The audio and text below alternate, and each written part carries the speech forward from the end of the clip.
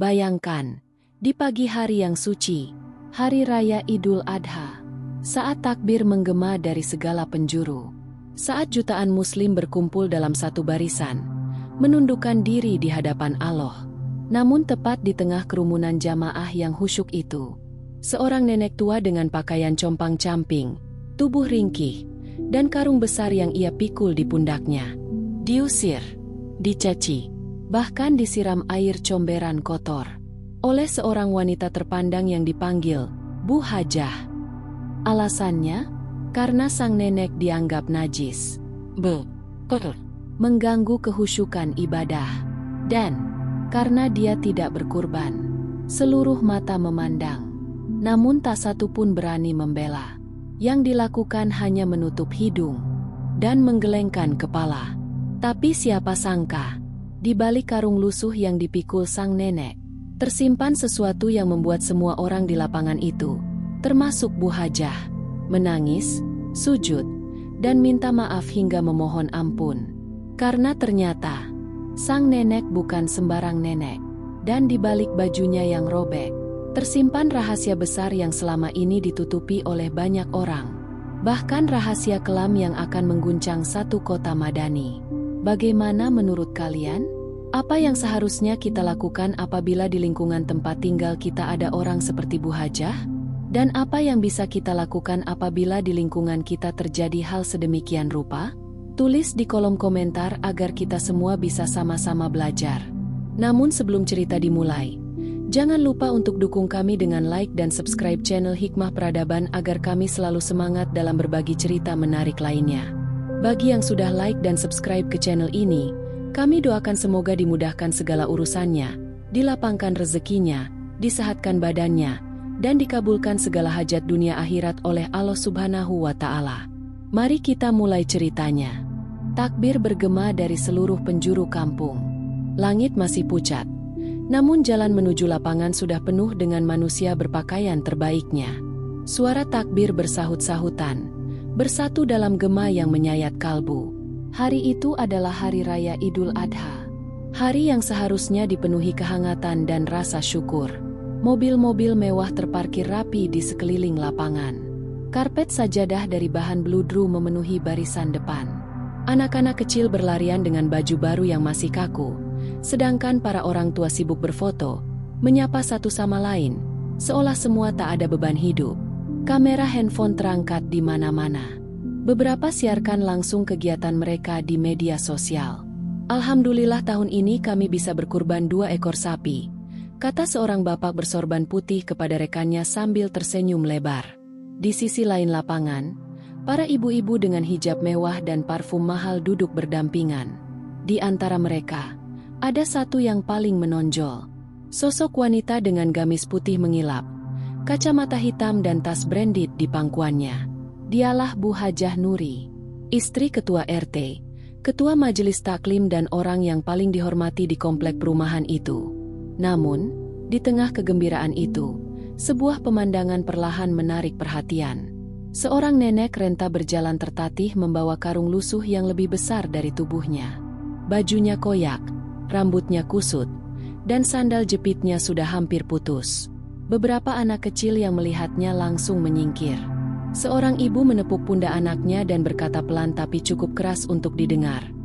"Jangan dekat-dekat, nak, bisa kena penyakit." Nenek itu terus berjalan melewati kerumunan. Tak satu pun yang menyapanya. Semua mata memandang dengan jijik dan curiga. Beberapa remaja menahan tawa, lalu merekam dengan kamera ponsel mereka. "Ya Allah, masih ada ya yang kayak gitu di zaman sekarang," gumam seorang ibu. "Dia mau ngapain ke lapangan sholat begini? Pasti mau ngemis," sahut yang lain. Bu Hajah Nuri mengangkat dagunya tinggi. Matanya menyorot tajam ke arah si nenek yang tiba-tiba duduk di ujung barisan perempuan. Karung besar itu diletakkan di samping tubuhnya yang sudah gemetaran. Ia menarik nafas pelan dan mengusap wajahnya yang keriput dengan ujung lengan bajunya yang kotor. Beberapa orang di sekitar mulai resah. Sajadah mereka ditarik menjauh. Seorang remaja laki-laki menutup hidungnya dan berkata, "Aduh, baunya nyengat banget. Kenapa dibiarkan dia duduk di sini sih?"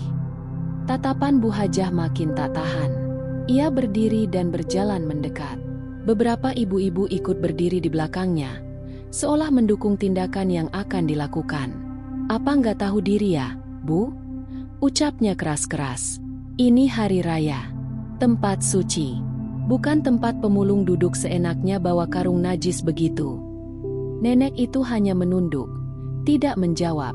Jemarinya menggenggam ujung karungnya erat-erat.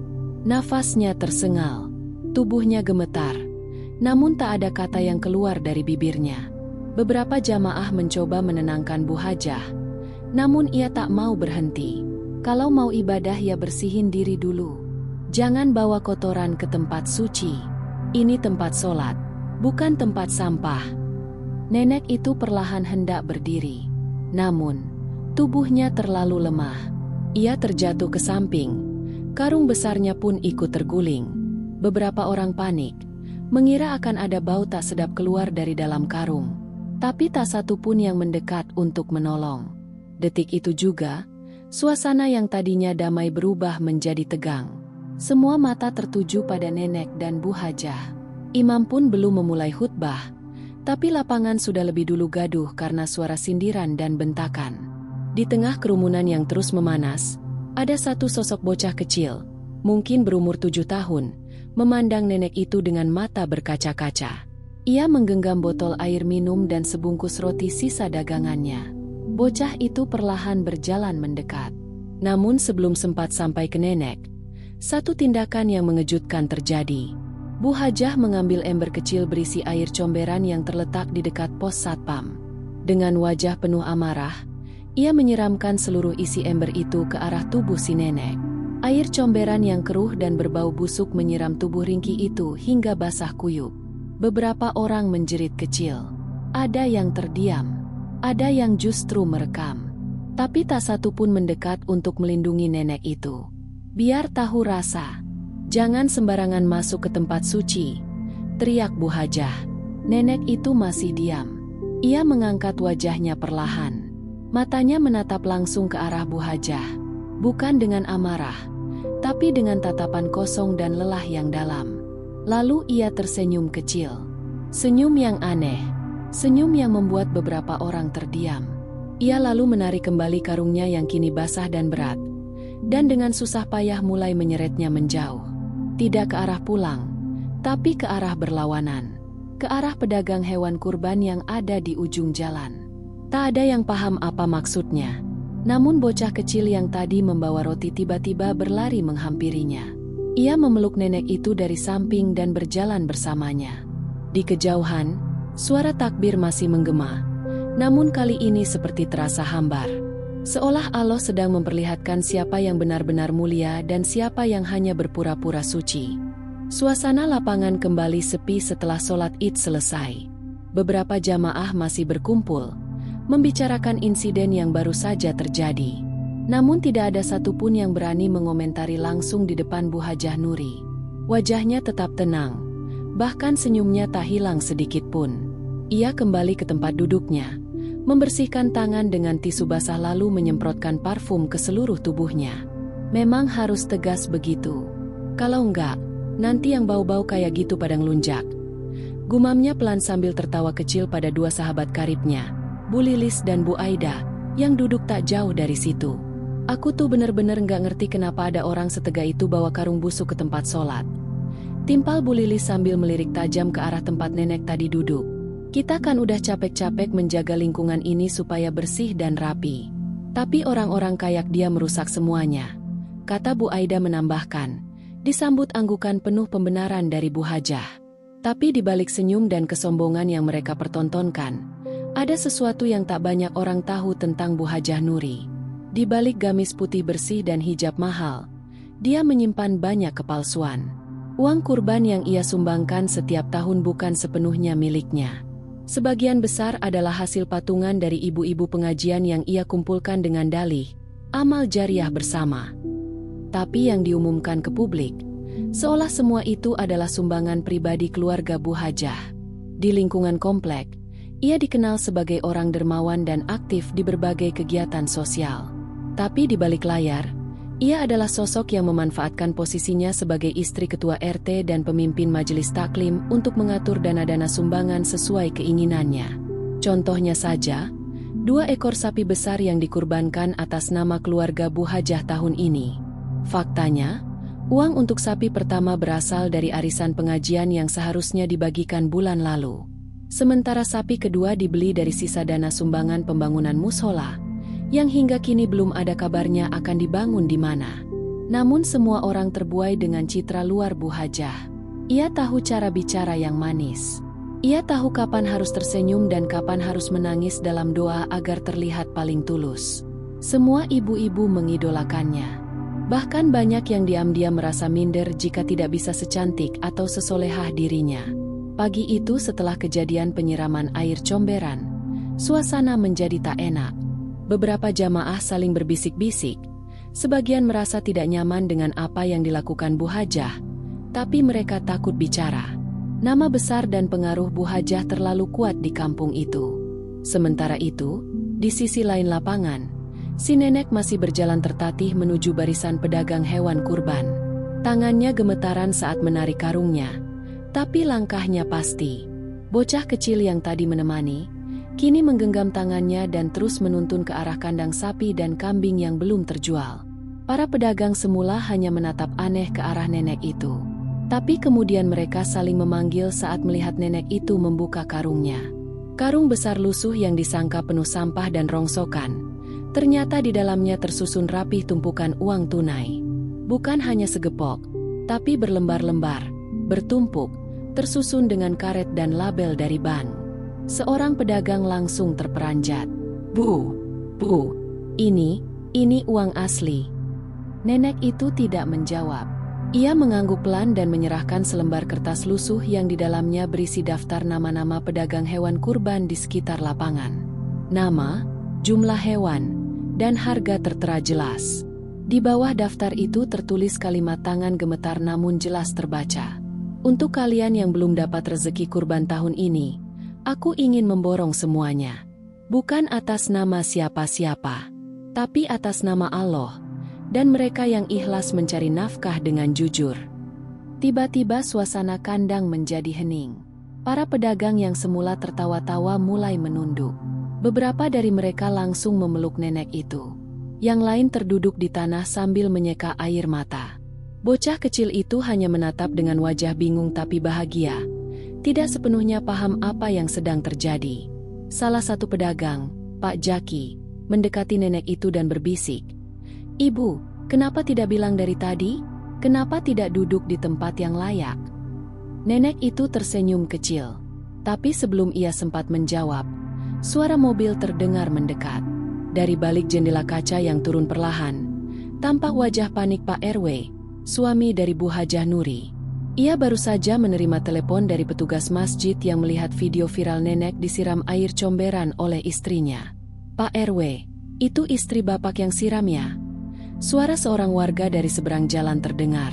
Pak RW turun dengan tergesa. "Mana neneknya? Astagfirullah, ini bisa runyam urusannya." Video penyiraman itu sudah menyebar. Salah satu remaja yang merekam tadi mengunggahnya dengan judul, "Di Hari Raya, seorang nenek disiram air comberan karena dianggap najis." Dan tak butuh waktu lama, video itu langsung dibanjiri komentar. Warga luar kampung yang menonton mulai berdatangan. Mereka penasaran, ingin tahu siapa nenek yang ditindas itu. Tapi tak ada yang menyangka bahwa hari itu belum berakhir. Karena satu persatu kebenaran yang selama ini ditutup-tutupi mulai terkuak. Langit mulai mendung. Namun suasana di sekitar kandang hewan kurban justru semakin ramai. Pedagang-pedagang yang semula duduk lesu karena dagangannya belum laku kini berkumpul, menatap tak percaya pada tumpukan uang dalam karung lusuh itu. Pak Jaki, pedagang kambing tua yang sudah puluhan tahun berjualan di lapangan itu, duduk termangu sambil menggenggam daftar yang diserahkan oleh sang nenek. Tangan tuanya gemetar, bukan karena cuaca, tapi karena campuran emosi yang tak bisa dijelaskan. "Bu, ini, semua ini. Ibu serius mau beli semuanya?" Suaranya tercekat. Nenek itu hanya tersenyum pelan. Suaranya lirih namun mantap. "Jangan panggil saya, Ibu. Saya hanya ingin ini jadi pahala. Bukan nama saya yang penting, tapi rezeki kalian. Jangan sebut-sebut siapa saya." Anak kecil yang menemaninya, yang ternyata bernama Ginan, menyodorkan catatan kecil lain dari saku nenek. Tulisan tangan tua itu masih terlihat jelas. Ada puluhan nama pedagang, harga hewan, serta tanda centang di samping beberapa nama. Rupanya nenek itu sudah menyurvei diam-diam sebelum hari Id. "Saya sudah tahu siapa saja yang belum dapat pembeli. Mereka yang duduk dari pagi, tapi tak satu pun hewan mereka dibeli," kata nenek itu lirih. Para pedagang mulai menangis. Beberapa dari mereka spontan bersujud. Bahkan ada yang langsung menyalami dan menciumi tangan keriput sang nenek. Mereka tahu, ini bukan sekadar pembelian. Ini penyelamatan. Tapi di tempat lain, suasana sangat berbeda. Di rumah Bu Hajah Nuri, suasana tegang bukan main. Video penyiraman air comberan itu telah viral. Grup-grup WhatsApp warga penuh dengan komentar pedas. Netizen dari luar kota bahkan sudah mulai menyebarkan video itu ke platform lain. Beberapa menyebutnya sebagai wanita arogan tanpa hati nurani. Ada pula yang menjuluki Bu Hajah dengan istilah seperti malaikat berwajah setan. Bu Hajah sendiri masih belum tahu seberapa parah dampaknya. Ia duduk di ruang tamu sambil memijat kening. "Lilis, kamu lihat komentar netizen? Banyak yang pakai akun anonim. Dasar iri," katanya ketus. Bu Lilis yang sedang memainkan ponselnya tiba-tiba menegang. "Haj, ini udah masuk akun gosip besar. Yang followersnya jutaan. Ini serius." Saat itu juga Pak RW masuk dengan wajah cemas.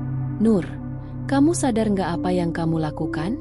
Itu nenek yang kamu siram, dia barusan beli semua hewan kurban yang tersisa." "Apa?"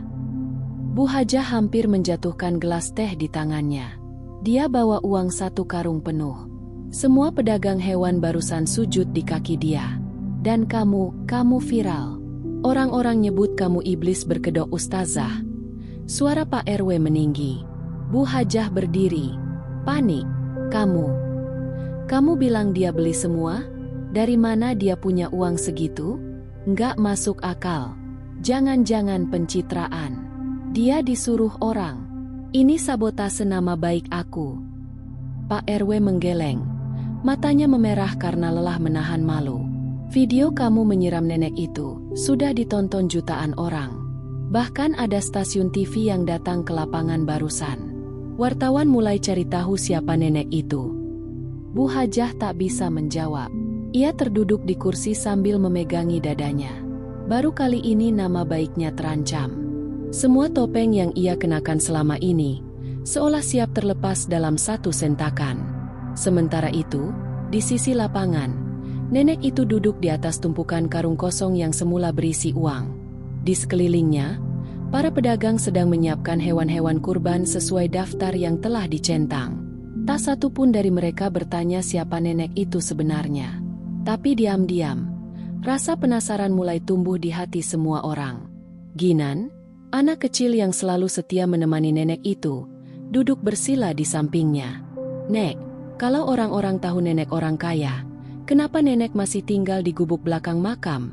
tanya Ginan polos. Nenek itu mengelus rambut Ginan. "Karena orang kaya bukan yang punya banyak, tapi yang tahu kemana hartanya dibawa." Saat itu pula, seseorang datang terburu-buru menghampiri. "Ibu, saya wartawan dari TV nasional. Boleh saya tahu siapa nama ibu? Kami ingin mewawancarai dan menyiarkan ini langsung." Ini tindakan yang sangat langka. Tapi nenek itu berdiri perlahan, menatap lurus pada wartawan itu, lalu menggeleng. "Saya bukan siapa-siapa. Saya cuma orang tua yang tak ingin hewan kurban jadi sia-sia. Saya sudah terlalu lama melihat uang dipuja, tapi tak tahu kemana ia dibawa. Biarkan ini menjadi rahasia langit saja." Wartawan itu terdiam. Tapi di belakangnya, seseorang lain menyelinap. Seorang wanita parubaya dengan kerudung merah, menatap nenek itu dengan sorot mata tak percaya. "Bu, ini Bu Ranti," katanya pelan. Nenek itu kaget. Ia mengenali suara itu. "Warti?" Jawab nenek itu gemetar. Wanita berkerudung merah itu mengangguk.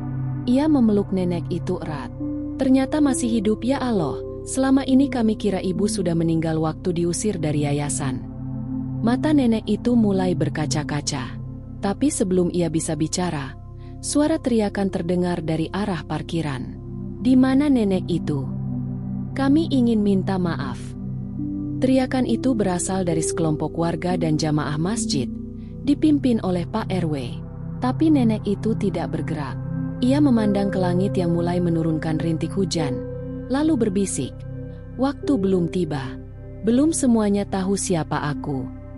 Dan di saat itulah, seseorang mengambil foto nenek itu dari kejauhan. Foto itu kemudian tersebar, menampilkan sosok renta bersandar di karung kosong, di antara kambing dan sapi kurban yang kini menjadi miliknya. Foto itu kelak menjadi ikon perlawanan terhadap kesombongan berkedok agama. Hujan yang turun sore itu bukan sembarang hujan. Setiap tetesnya seperti membawa luka yang belum kering. Di lapangan tempat kurban berlangsung, suasana yang tadinya penuh haru mulai berubah menjadi sunyi. Para pedagang sudah pulang, hewan-hewan kurban sudah dibawa ke masjid-masjid, dan hanya tersisa beberapa orang yang masih ingin tahu siapa sosok nenek lusuh itu sebenarnya. Namun di kejauhan, sebuah mobil hitam mewah berhenti perlahan. Dari dalamnya turun seorang pria berjas. Wajahnya tenang namun penuh tanya. Ia berjalan menembus gerimis menuju nenek yang masih duduk bersama Ginan. "Nek Ranti," sapa pria itu dengan nada terkejut. "Astagfirullah. Ini benar Bu Ranti?" Nenek itu menatap pria tersebut. Matanya tajam, seperti sedang menembus lapisan-lapisan masa lalu. "Kamu, Haris?" jawabnya lirih. Pria itu mengangguk pelan, lalu berlutut di hadapan sang nenek. "Saya pengurus baru Yayasan An-Najah. Nek, saya pernah dengar cerita tentang pendiri yayasan yang dulu menghilang secara misterius dan ternyata benar. Ibu masih hidup." Warga sekitar yang masih ada di lokasi mulai berkumpul. Mulut mereka terbuka, sebagian tak percaya, sebagian lagi mulai mengingat kembali cerita lama yang perlahan-lahan terkubur waktu. Yayasan An-Najah adalah yayasan pendidikan dan sosial terbesar di kota itu. Dulu, katanya, pendirinya adalah seorang wanita dermawan yang membangun semua dari uang pribadi dan hasil jerih payahnya. Tapi kemudian, ia menghilang. Desas-desus berkembang. Ada yang bilang ia jatuh sakit dan wafat di tanah rantau. Ada pula yang menyebut ia dibuang oleh keluarganya karena dianggap tak waras. Tak ada yang tahu pasti. Namun kini, nenek tua yang disiram air comberan itu ternyata adalah pendiri yayasan itu sendiri. Wanita yang dulu dikenal sebagai Hajah Ranti Mardiah. Seorang filantropi sejati yang membangun puluhan masjid, sekolah tahfidz, dan rumah yatim. Tapi namanya terhapus dari semua catatan. Ginan menatap nenek itu dengan mata berbinar. Jadi nenek orang kaya, dan punya yayasan besar itu. Nenek Ranti menggeleng pelan. "Bukan kaya yang penting, Gin. Tapi siapa yang kita bantu, dan apa yang tersisa saat nama kita sudah tak disebut lagi." Sementara itu, di sisi lain kota, Bu Hajah Nuri mulai merasakan tekanan yang lebih besar. Rumahnya mulai dilempari telur busuk. Ket semprot merah bertuliskan, "Penista Kemanusiaan," muncul di pagar rumahnya.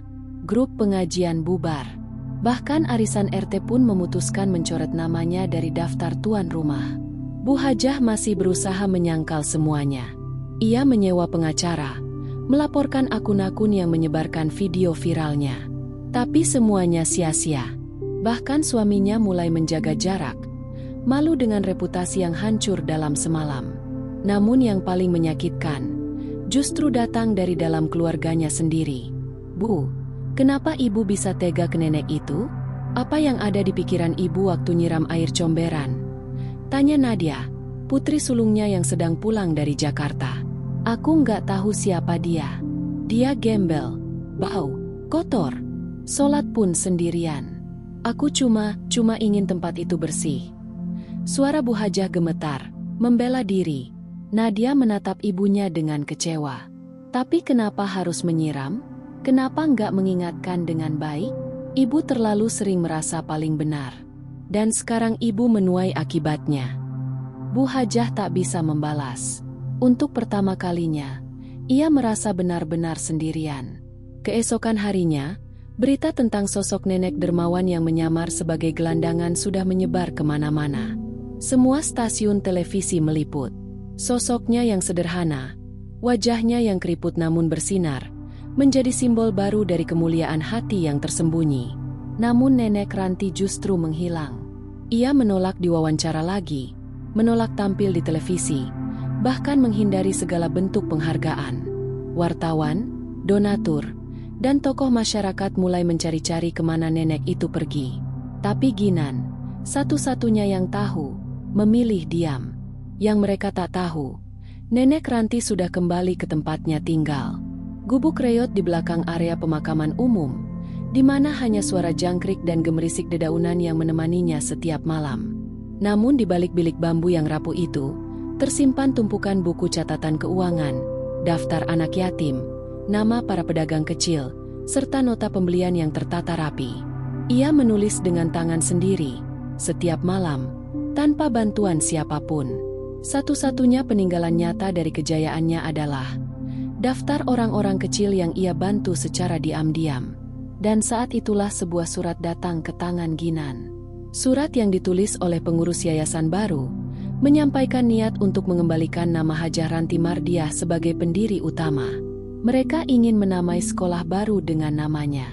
Tapi Ginan hanya tersenyum sambil menyimpan surat itu di lemari kayu usang. Nenek bilang tak perlu nama, cukup amal yang dikenang langit. Namun satu rahasia belum terungkap. Di antara catatan nenek, tersimpan satu map coklat lusuh yang bertuliskan wasiat tanah dan emas yayasan. Dan isinya bisa membalikkan segalanya. Map itu akan menentukan masa depan yayasan, orang-orang serakah di baliknya, dan para penipu yang dulu membuat nenek Ranti dibuang dari lembaga yang ia bangun sendiri. Hening malam menyelimuti gubuk kecil milik nenek Ranti. Di bawah cahaya lampu minyak yang redup, Ginan duduk bersila, memandangi map coklat yang baru saja ia temukan di antara tumpukan buku tua milik nenek. Tangannya gemetar saat membuka lembar demi lembar surat di dalamnya. Bukan sekadar kertas biasa, tapi dokumen penting yang bisa menjungkir balikan sejarah yayasan besar itu. Surat wasiat, sertifikat tanah, hingga lembar perjanjian donasi bertanda tangan notaris resmi, semua ditulis atas nama Hajah Ranti Mardiah. Ginan menelan ludah. Ini nenek pemilik sah tanah dan gedung yayasan. Belum sempat Ginan mencerna semua itu, terdengar langkah tergesa-gesa dari luar. Seorang pria muda dengan jaket lusuh muncul, napasnya memburu. Dialah Fajri, salah satu relawan lama yayasan yang sejak dulu mencurigai adanya ketidakberesan dalam pengelolaan dana. Gin, kamu harus hati-hati. Ada yang cari nenek Ranti. Mereka bukan orang baik. Mereka takut kebenaran terbongkar. Ginan menatap Fajri waspada. Siapa mereka? Fajri membuka ponselnya, memperlihatkan video lama. Dalam video itu, tampak dua pria berdasi tengah membakar sejumlah dokumen di belakang kantor pusat yayasan. Itu sekretaris yayasan dan bendahara lama. Mereka dulu merekayasa surat bahwa nenek Ranti telah mewakafkan semua aset. Padahal dokumen aslinya ada di tangan nenek. Mereka kira nenek sudah meninggal. Maka mereka kuasai semuanya. Ginan mengepalkan tangan. Dan sekarang mereka mau rampas sisa-sisa hak nenek. Bukan cuma itu, Fajri menunduk. Mereka juga yang dulu menyebar fitnah kalau Bu Ranti sakit jiwa, biar bisa lengserkan beliau tanpa dicurigai.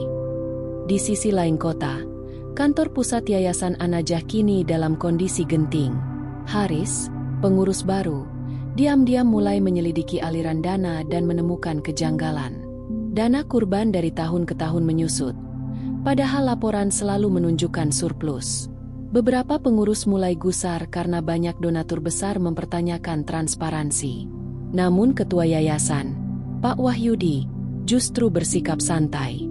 Ia yakin semua masalah bisa ditekan selama nama Hajah Ranti tidak muncul ke publik. Tapi malam itu, satu kabar mengejutkan datang dari bawahannya.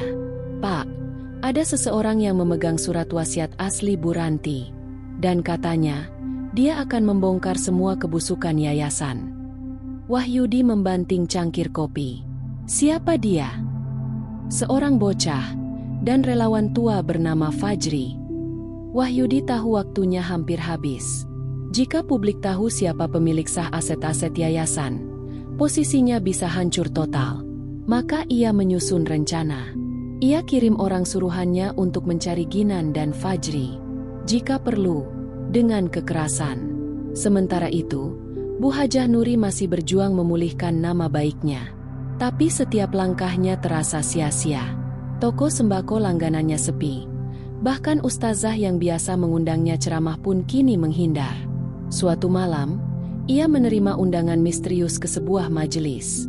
Tertulis dengan tinta emas, Majelis Ulama Kota, khusus pembahasan wakaf yayasan dan skandal kurban. Rasa penasaran membawanya ke tempat itu. Namun alih-alih rapat, ia malah disambut ruangan besar dengan layar proyektor di tengahnya.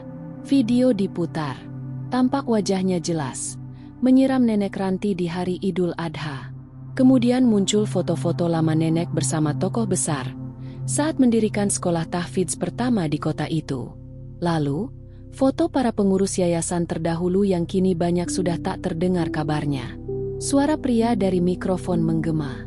Dan inilah wanita yang dulu kita campakan. Hajah Ranti Mardiah. Sosok di balik lahirnya yayasan ini. Tapi saat beliau dibuang, siapa yang berdiri membela? Tidak satu pun. Bu Hajah menunduk. Suara cemooh mulai terdengar dari peserta majelis. Tangannya gemetar. Ia mencoba berdiri, namun lututnya lemas. Dan ketika lampu dinyalakan, berdirilah Fajri di tengah ruangan. Bersama Ginan yang menggenggam map coklat di tangannya. Wajah mereka teguh. Mereka tak perlu berkata apa-apa lagi. Fakta telah bicara. Malam itu juga, map coklat berisi surat sah aset yayasan diserahkan kepada pengacara terpercaya yang langsung membawa kasus itu ke pengadilan agama. Dalam waktu singkat, status hukum yayasan digugat ulang, dan sejumlah pengurus lama mulai dipanggil pihak berwajib. Namun konflik belum berakhir. Ketua yayasan, Pak Wahyudi, justru menyewa preman untuk merebut paksa dokumen asli. Ginan nyaris diculik. Fajri terluka di jalan. Sementara nenek Ranti menghilang lagi entah kemana. Kini Ginan harus membuat keputusan besar, diam demi keselamatan dirinya, atau maju menuntaskan warisan kebenaran yang dimulai oleh nenek renta itu. Dan semua ini berpacu dengan waktu, karena hari sidang pertama sudah dijadwalkan. Langit malam dipenuhi gema takbir dari masjid ke masjid. Malam takbiran seharusnya menjadi waktu penuh syukur dan kebahagiaan. Tapi bagi Ginan, Fajri, dan nenek Ranti, malam itu berubah menjadi medan pertarungan antara kebenaran dan keserakahan. Mereka menumpang mobil tua milik Fajri, melintasi jalan sempit di pinggiran kota, dengan napas memburu. Di dalam mobil, Ginan menggenggam erat map coklat berisi dokumen penting. Sementara di jok belakang, nenek Ranti menunduk, sesekali menyeka air matanya. Ia belum percaya bahwa perjuangannya selama puluhan tahun kembali diuji di usia senja. Namun di belokan dekat jembatan layur, mereka disergap. 2 mobil berwarna gelap memotong jalur. 4 pria bertubuh besar keluar dengan cepat, membawa pentungan. Fajri segera memutar setir, berusaha kabur lewat gang kecil, tetapi jalan terlalu sempit. Salah satu preman memecahkan kaca belakang dengan linggis, memaksa masuk. Ginan menjerit. Nenek Ranti spontan menutupi tubuhnya, melindungi cucunya. Ambil map itu. Sekarang, teriak salah satu preman. Fajri menekan gas kuat tenaga. Mobil tua itu menabrak sepeda motor yang diparkir di gang, lalu berhasil melaju kembali. Para pengejar tertinggal sejenak, tapi mereka tak menyerah. Satu mobil mengejar hingga ke kawasan pasar yang sedang ramai karena warga menyiapkan daging kurban. Fajri memutar balik ke arah terminal tua, berharap bisa berlindung di antara keramaian. Tapi langkah mereka justru dibuntuti dari jarak dekat. Di tengah kekacauan, Fajri berhenti mendadak, membuka pintu dan mendorong Ginan serta nenek Ranti keluar.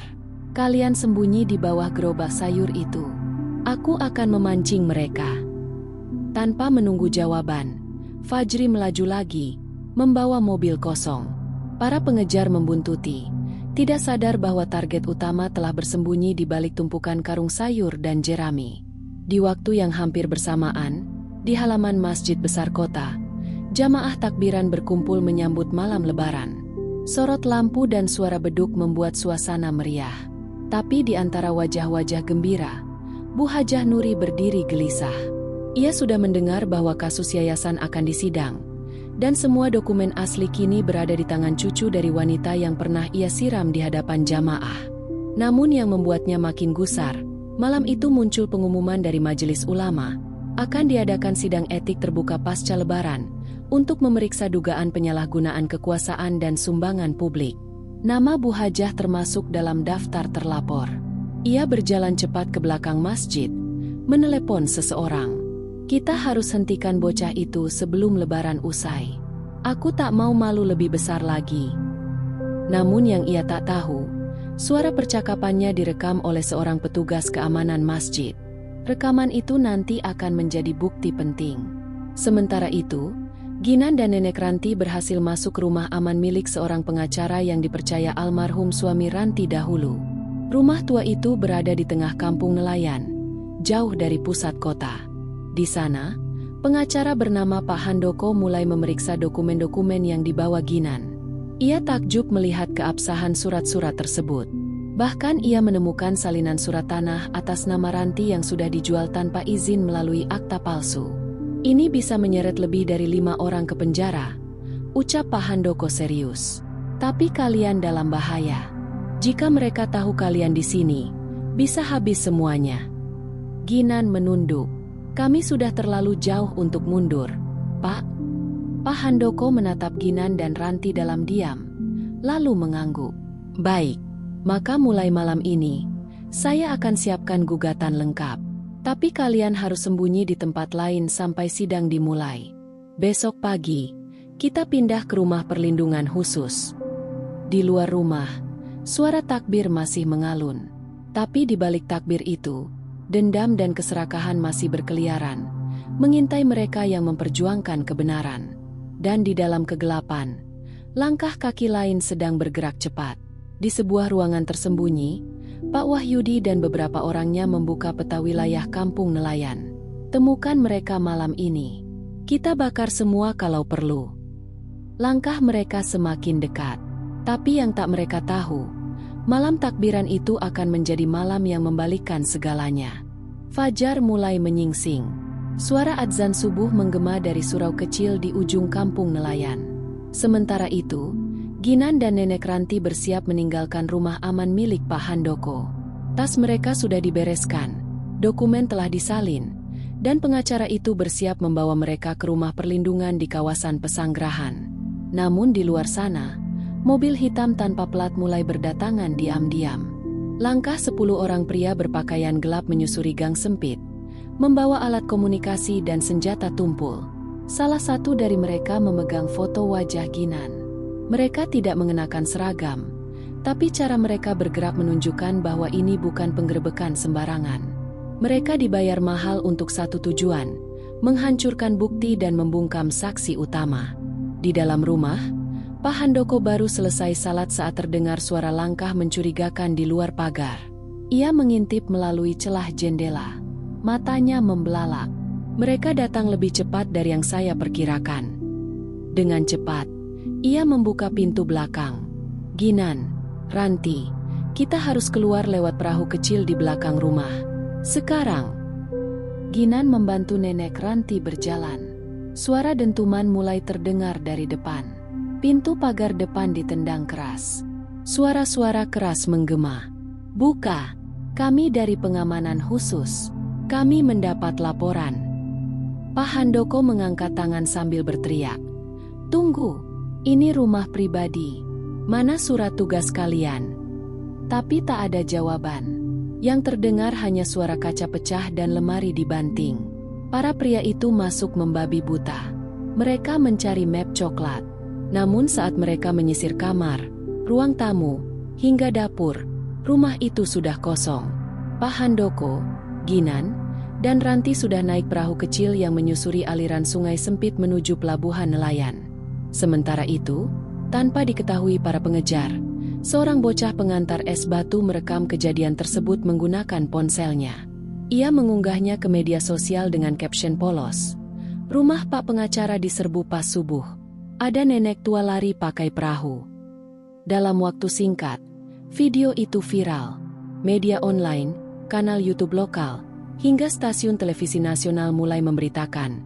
Apakah ini kaitan dengan skandal yayasan? Siapakah nenek tua dalam video? Sementara itu, di studio redaksi media besar, seorang jurnalis senior bernama Rara tertarik dengan video itu. Ia menghubungi tim investigasi dan segera menelusuri kebenaran video tersebut. Tak lama, ia menemukan hubungan antara Pak Handoko, Yayasan An-Najah, dan Hajah Ranti. Rara terkejut saat melihat foto lawas Ranti muda bersama para tokoh nasional. Ia langsung meminta izin kepala redaksi untuk memulai liputan eksklusif. Ini bukan sekadar sengketa aset. Ini tentang warisan, kezaliman, dan fitnah yang menghancurkan martabat seseorang. Liputan Rara mulai ditayangkan di kanal berita malam itu. Dengan judul besar, "Siapa Hajah Ranti? Sosok pendiri yayasan yang dilupakan." Kembali ke Ginan dan Ranti. Setelah menempuh perjalanan hampir 2 jam lewat jalur sungai dan darat, mereka akhirnya tiba di rumah perlindungan. Rumah tua tapi kuat, dijaga oleh orang-orang kepercayaan Pak Handoko. Ranti duduk terdiam, matanya menatap langit. "Gin, apa semua ini takdir Allah? Bahwa semua yang kubangun dulu akan kembali setelah kehinaan begitu besar menghantamku?" Ginan menggenggam tangan neneknya. "Semua akan kita tuntaskan, Nek. Kita tidak akan lari lagi." Pak Handoko masuk membawa kabar mengejutkan. Besok pagi, pengadilan akan menggelar sidang pembukaan. Tapi ada yang lebih penting. Media kini bersama kita. Seluruh negeri sedang bertanya siapa Hajah Ranti sebenarnya. Namun, kabar baik itu dibarengi ancaman baru. Pak Wahyudi mengancam akan membongkar rahasia lama Ranti jika sidang tetap dilanjutkan. Mereka ingin menodai nama beliau di mata publik. Ranti tersenyum getir. "Biarkan. Kalau memang aku salah, biar Allah yang menghakimi. Tapi kalau aku dizalimi, maka biarlah keadilan yang turun ke bumi." Malam itu, seluruh kota tahu bahwa keesokan harinya akan menjadi hari yang menentukan. Media akan meliput sidang terbuka yayasan. Tokoh-tokoh agama diminta hadir. Bahkan gubernur dijadwalkan menjadi saksi kehormatan. Namun di balik layar, Wahyudi dan orang-orangnya menyiapkan langkah pamungkas. Jika sidang tak bisa dihentikan, maka mereka akan membuat nama Ranti hancur secara permanen. Dengan fitnah baru, dengan saksi palsu, dan dengan satu rencana gila, menjebak Ginan sebagai dalang pemalsuan dokumen. Matahari belum muncul, tapi hawa panas sudah menyelimuti ruang pengadilan agama yang pagi itu akan mencatat sejarah baru. Semua wartawan bersiap, rakyat penasaran, para ulama berdatangan. Dan di balik tirai ruang tunggu, Ginan menggenggam tangan neneknya. "Bismillah, Nek, kita akan bawa semuanya ke terang." Sementara dari luar, satu truk berisi massa bayaran bersiap memprovokasi jalannya sidang. Pertarungan belum berakhir. Keadilan masih harus menempuh jalan berliku, dan bahaya belum selesai menghantui. Gedung Pengadilan Agama Kota Madani pagi itu tampak berbeda dari biasanya. Ratusan warga sudah berkumpul di halaman, memenuhi pagar besi, membawa poster-poster yang bertuliskan, "Kembalikan hak rakyat, tegakkan keadilan untuk Hajah Ranti," hingga "Kami bersamamu, Nenek Gembel." Wartawan berdiri berjejer di pintu masuk utama, mikrofon dan kamera siap menyiarkan langsung. Beberapa stasiun televisi sudah melakukan siaran pagi sejak pukul 6. Mengabarkan bahwa sidang terbuka hari ini akan menjadi penentu nasib sebuah yayasan yang telah menjadi bagian penting dari sejarah kota. Namun di balik gemuruh dukungan, bayang-bayang konspirasi mengendap diam. Di sebuah ruangan khusus, Pak Wahyudi duduk dengan wajah dingin. Di sampingnya, Bu Hajah Nuri mengenakan gamis mewah dan tas branded. Mereka tak bicara banyak, Hanya mata mereka yang saling menyampaikan pesan gelap. Di depannya, duduk dua orang pria parubaya dengan wajah tertunduk. Mereka adalah saksi palsu yang sudah dibayar mahal. Jangan lupa kalimatnya. Ulangi persis seperti dalam teks. Jangan ada yang meleset. Kalau kalian salah bicara, kalian yang akan kami jadikan kambing hitam. Suara Wahyudi tajam seperti silet. Salah satu dari mereka mengangguk pelan. Kami akan bilang, dokumen itu palsu, dan nenek itu bukan siapa-siapa. Sementara itu, di ruang persiapan utama, Ginan sedang membantu Nenek Ranti mengenakan jilbab putih bersih. Mata Nenek Ranti menatap lurus ke cermin. Napasnya dalam-dalam. Tubuhnya sudah renta, langkahnya lamban, tapi tekad di hatinya membara seperti api. Kita tidak datang untuk membalas. Kita hanya ingin kebenaran ditemukan. Pak Handoko masuk membawa dokumen yang akan dibawa ke sidang. Semua sudah siap, dan kalian perlu tahu satu hal lagi. Tadi malam, salah satu wartawan dari media nasional menemukan video lama. Video tentang Hajah Ranti saat menyerahkan tanahnya ke yayasan, di hadapan mendiang Gubernur Fathoni 20 tahun lalu. Ginan terbelalak. Serius, Pak? Serius? Dan video itu akan diputar saat persidangan. Ini akan menjadi titik balik. Sidang dibuka pukul 9 pagi. Ruang sidang penuh. Tim hakim mengenakan jubah hitam, dengan wajah serius. Salah satu ulama senior duduk di samping sebagai penasihat kehormatan. Ginan menggenggam erat map coklat berisi bukti. Duduk di sebelah Nenek Ranti yang tenang meski tubuhnya mulai bergetar karena tegang. Pak Wahyudi dan tim hukumnya duduk berseberangan. Di barisan pendukungnya, terlihat beberapa tokoh masyarakat yang sebelumnya menjadi donatur tetap yayasan, tapi kini diragukan loyalitasnya. Ketua Majelis Hakim membuka sidang. Hari ini, kita akan menyidangkan gugatan atas hak kepemilikan dan keabsahan Yayasan An-Najah, serta pencemaran nama baik atas Hajah Ranti. Sidang terbuka untuk umum. Pak Handoko maju lebih dulu. Ia menyampaikan kronologi, menunjukkan salinan dokumen dan rekaman wawancara beberapa tokoh lama yang mengenal Hajah Ranti. Sidang berjalan lancar, hingga tiba giliran saksi dari pihak tergugat. Dua pria dibawa masuk. Salah satunya bersumpah bahwa ia melihat Hajah Ranti menandatangani surat pelepasan hak secara sukarela 10 tahun lalu. Dia memberikan itu semua untuk yayasan, tanpa paksaan. Saya lihat sendiri. Sorakan dan cemoohan dari pengunjung langsung terdengar. Ginan berdiri. Yang mulia, saksi ini tidak pernah ada dalam arsip. Nama mereka tidak pernah tercatat dalam administrasi yayasan selama 30 tahun berdiri. Tapi Pak Wahyudi menyela. Itu karena mereka bekerja di balik layar. Dan tidak semua kebaikan perlu dicatat. Ketua majelis mengetukkan palu. Tenang. Biarkan proses berjalan. Lalu Pak Handoko mengajukan bukti baru. Yang mulia, izinkan kami memutar video dokumenter tahun 2003. Video ini belum pernah dipublikasikan ke publik. Ruangan hening. Layar besar di depan ruang sidang mulai memutar video grainy dari masa lalu.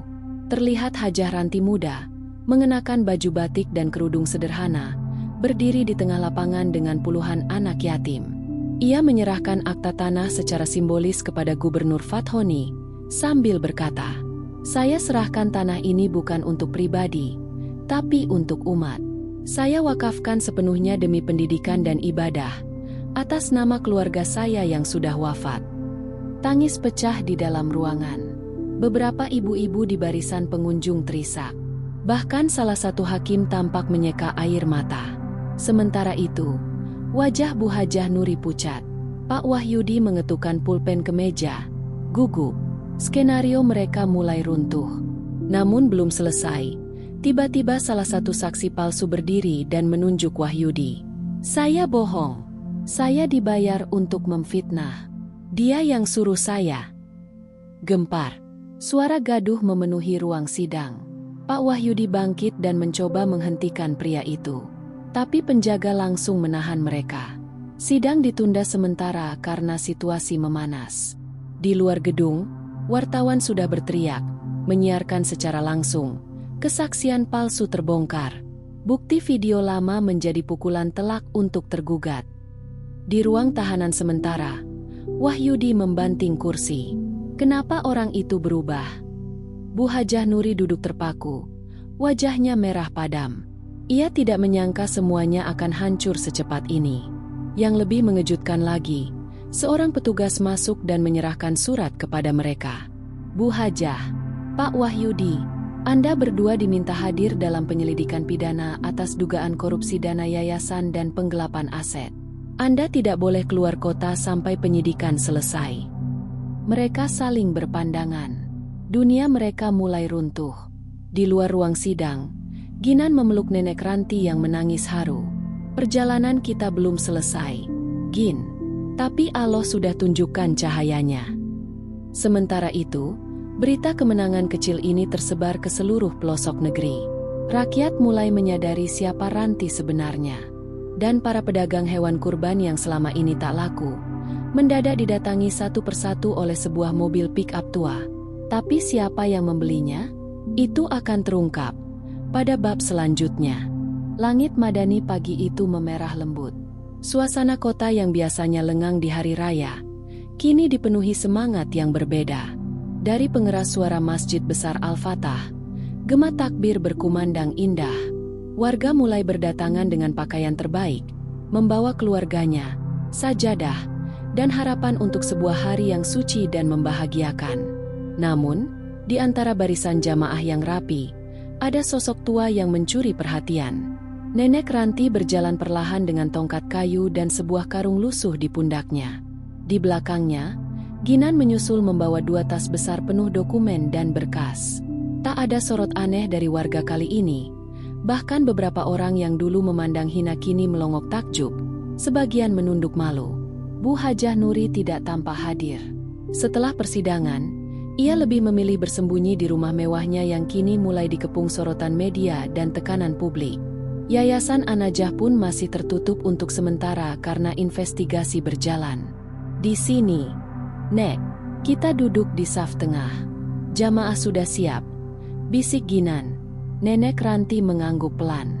Ia duduk, memandangi kerumunan dengan mata berkaca. Tapi tak ada kesombongan di sana.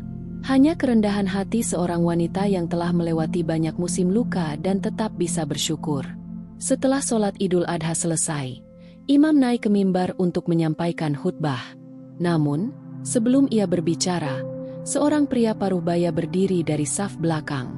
Ia adalah Ustadz Marzuki, salah satu ulama sepuh yang dahulu dekat dengan keluarga Ranti. Izinkan saya berbicara sebentar, ucapnya lantang. Seluruh mata menoleh ke arahnya. Ustadz Marzuki melangkah ke depan sambil membawa selembar kertas. Hari ini, atas nama kejujuran dan amanah, saya ingin mengumumkan sesuatu. Ada seorang ibu tua yang selama ini kita remehkan. Kita usir, kita maki, bahkan kita permalukan di depan umum. Tapi hari ini, dia datang membawa sesuatu yang tak akan kita lupakan seumur hidup. Ginan lalu maju ke depan, menarik karung lusuh dari sisi Nenek Ranti, dan meletakkannya di panggung kecil dekat mimbar. Ia membuka simpul tali karung itu. Satu persatu, tumpukan uang pecahan 100 ribuan terangkat. Jamaah gempar. Uang ini, ucap Ginan lantang, berjumlah lebih dari 3 miliar rupiah. Uang pribadi dari Hajah Ranti. Disimpan selama puluhan tahun dari hasil menjahit, berjualan makanan kecil, dan sumbangan dari orang-orang kecil yang percaya padanya. Beberapa jamaah mulai terisak. Bahkan imam yang hendak menyampaikan khutbah pun terdiam dan turun, memberi jalan kepada Ranti yang didampingi Ginan untuk berdiri di mimbar. Dengan suara pelan tapi jelas, Nenek Ranti bicara, "Hari ini, saya tidak datang untuk membalas. Tapi saya ingin semua penjual hewan kurban yang belum laku jualannya, tidak pulang dengan tangisan. Semua kambing, sapi, kerbau, saya beli. Saya wakafkan untuk masyarakat Madani, atas nama keluarga dan sahabat yang telah mendahului." Tiba-tiba, dari arah pintu masjid, masuk iring-iringan pick-up tua berisi puluhan kambing, diikuti mobil bak terbuka penuh sapi dan kerbau. Para pedagang hewan kurban yang tadinya duduk lesu di lapak masing-masing kini berlarian ke masjid. Air mata bercucuran. "Benarkah ini, Bu?" tanya salah satu pedagang. Nenek Ranti tersenyum. "Hari ini bukan soal besar atau kecilnya kurban, tapi tentang ikhlas. Dan Allah tidak pernah lalai melihat hati hambanya." Jamaah berdiri dan bersorak. Tangisan haru pecah. Ada yang langsung memeluk sesama, ada yang sujud syukur. Bahkan beberapa anak muda berlarian menuju panggung dan mencium tangan Nenek Ranti. Kamera wartawan yang sebelumnya hanya tertuju ke mimbar kini berpindah fokus sepenuhnya padanya. Sementara itu, dari jendela rumah mewah Bu Hajah Nuri, televisi menyala memperlihatkan siaran langsung dari masjid. Ia menonton dengan wajah yang makin menegang. Di tangannya, ponsel bergetar tanpa henti. Puluhan pesan masuk, mulai dari permintaan maaf hingga tuntutan mundur dari jabatan. "Bu, Ibu lihat ini?" tanya salah satu asistennya. Hajah Nuri tak menjawab. Ia hanya duduk terdiam. Sebuah kenyataan pahit menampar keras egonya. Ia yang selama ini merasa menjadi pusat dari segala kebaikan di kota Madani, kini dihancurkan oleh seorang wanita tua dengan karung kumal dan hati yang bersih. Di masjid, setelah pembagian hewan kurban selesai, Ginan membantu Ranti duduk di pelataran. Ratusan warga mengantre mengucapkan terima kasih. Anak-anak yatim dari pesantren kecil mulai berdatangan, ikut berfoto bersama. Wajah Nenek Ranti tak berhenti tersenyum, meski tubuhnya mulai kelelahan. Pak Handoko datang membawa kabar. "Bu Ranti, kejaksaan resmi menyita rekening Yayasan An-Najah. Mereka akan memulihkan asetnya dan mengembalikannya pada publik. Sidang terakhir akan dilakukan minggu depan. Dan sepertinya, Anda akan ditunjuk sebagai salah satu pengurus kehormatan." Nenek Ranti menatap Ginan. "Aku sudah tua, tapi kalau masih diberi waktu, aku ingin melihat anak-anak itu sekolah tanpa harus rebutan sepatu lagi." Ginan mengangguk. "Kita akan mulai dari hari ini, Nek. Kita buktikan bahwa yang remeh di mata manusia bisa menjadi mulia di hadapan Allah." Dan pagi itu pun menjadi sejarah. Sebuah Idul Adha yang tak hanya diwarnai daging kurban, tapi juga pengorbanan hati dan pengungkapan kebenaran yang selama ini terkubur dalam kesombongan manusia. Namun, satu rahasia belum sepenuhnya terbongkar. Di antara tumpukan uang di karung lusuh itu, Ginan menemukan sebuah surat tua, dilipat rapih dengan nama yang nyaris terlupakan. Siapa nama itu? Dan mengapa surat itu bisa mengubah sejarah kota Madani untuk selamanya? Angin sore menyapu pelataran Masjid Al-Fatah yang perlahan kembali lengang. Jamaah telah kembali ke rumah masing-masing, membawa kisah yang akan mereka ceritakan turun-temurun. Namun, di dalam ruang kecil milik marbot masjid, Ginan duduk menghadap jendela bersama Nenek Ranti. Di hadapannya, terbuka sebuah surat tua dengan tepi kertas yang mulai menguning, namun masih jelas terbaca. "Ini, dari siapa, Ginan?" tanya Nenek Ranti perlahan. Matanya menyipit mencoba mengenali tulisan tangan di atas amplop itu. Ginan menarik napas panjang. "Dari Kiai Ahmad Tahir, pendiri pertama Yayasan An-Najah." Wajah Nenek Ranti langsung berubah pucat. Nama itu bukan sekadar tokoh. Ia adalah seseorang yang dahulu sangat dihormati di Madani. Orang yang membuka pintu pertama untuk para fakir miskin, anak yatim, dan janda tua. Tapi sosok itu menghilang misterius hampir 30 tahun lalu, dan yayasan pun perlahan dikuasai oleh para pengelola baru yang lebih mementingkan nama besar daripada keikhlasan. Dengan jemari bergetar, Ginan membuka surat itu, lalu mulai membacanya perlahan, disaksikan oleh Nenek Ranti dan Pak Handoko yang datang menyusul. Untuk siapapun yang menemukan surat ini, ketahuilah bahwa Yayasan An-Najah dibangun atas keringat dan air mata. "Aku mendirikan tempat ini karena melihat Ranti, wanita muda yang dulu rela mengorbankan sebagian tubuh dan hidupnya demi menyelamatkan anak-anak dari kebakaran panti. Dialah perempuan pertama yang menyumbangkan seluruh emasnya, bahkan menjual rumah warisan demi membangun ruang makan untuk santri. Namun, setelah aku jatuh sakit, banyak yang berubah. Mereka mulai mencoret nama Ranti dari sejarah. Mereka mulai menimbun harta, membeli jabatan, lalu menyingkirkan mereka yang sederhana. Jika surat ini ditemukan, Maka aku mohon kembalikan yayasan ini pada semangat awalnya. Temui Ranti. Karena dialah penjaga sebenar-benarnya warisan ini. Air mata menetes dari pelupuk mata Ranti. Ia tidak tahu bahwa Kiai Ahmad Tahir, yang selama ini ia pikir meninggal dalam kesendirian, ternyata sempat menulis pesan terakhir dan menitipkan namanya. Pak Handoko terdiam. Ia mengeluarkan selembar dokumen resmi dari mapnya. Bu Ranti, saya harus menginformasikan bahwa pihak Kementerian Sosial dan Pemprov telah menetapkan Anda sebagai penerima simbolis pengelolaan baru Yayasan An-Najah. Tapi lebih dari itu, Anda juga dinobatkan sebagai pelindung kehormatan yayasan, berdasarkan pesan wasiat pendiri. 1 minggu setelah itu, kantor pusat Yayasan An-Najah dibuka kembali. Tapi bukan dengan kemewahan dan karpet merah, melainkan dengan sajadah lusuh, pot bunga kecil di pojok ruang, dan aroma masakan sederhana dari dapur belakang. Semua anak yatim yang dulu pernah ditolak, kini kembali dipanggil dan diangkat menjadi santri tetap. Mereka diberi seragam baru, bukan untuk pamer, tapi untuk menjaga harga diri mereka sebagai manusia. Ginan duduk di ruang sekretariat baru, memandangi rak buku tua yang kini berisi dokumen rapi dan program kerja baru. Ia tersenyum ketika melihat poster besar di dinding, bergambar Nenek Ranti sedang tersenyum di bawah tulisan, "Kita tidak butuh nama besar, kita butuh hati yang bersih." Sementara itu, Bu Hajah Nuri dipindahkan ke Lembaga Pemasyarakatan Wanita atas dakwaan penggelapan dana dan penyalahgunaan jabatan. Ia kini duduk sebagai warga binaan, jauh dari sorotan dan panggung kehormatan yang dulu ia banggakan.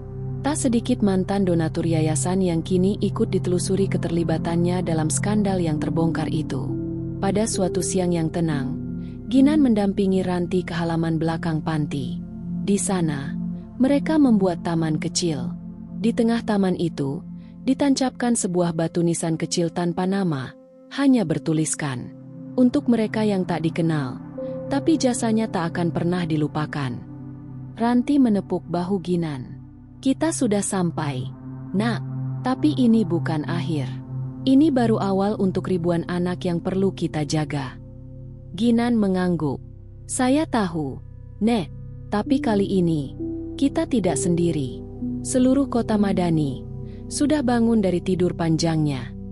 Dan di balik sinar matahari yang jatuh hangat di halaman yayasan itu, kita melihat bahwa keikhlasan tak pernah mati. Ia hanya tertidur sementara, menunggu waktu untuk bangkit dan membakar kembali hati manusia yang kotor dengan kesombongan. Cerita ini mengajarkan kita tentang pentingnya menjaga hati agar tetap rendah, bersih, dan tidak mudah menghakimi orang lain hanya dari penampilan luarnya. Kesombongan bisa membutakan, sementara keikhlasan meski tersembunyi akan selalu menemukan jalannya untuk bersinar. Dalam Al-Quran, Allah berfirman, "Janganlah kamu merendahkan orang lain, boleh jadi mereka lebih baik darimu." Quran Surat Al-Hujurat ayat 11. Karena bisa jadi, orang yang kamu anggap hina, justru lebih mulia di sisi Allah. Sedangkan orang yang terlihat terhormat, belum tentu bersih isi hatinya. Cerita ini adalah fiktif, namun dibuat seolah-olah nyata agar kita semua bisa mengambil pelajaran dan hikmah darinya. Tidak ada niat menyinggung pihak manapun, hanya untuk mengingatkan diri bahwa hidup di dunia hanyalah sementara, dan yang kekal adalah amal serta keikhlasan. Terima kasih sudah menonton cerita ini hingga akhir.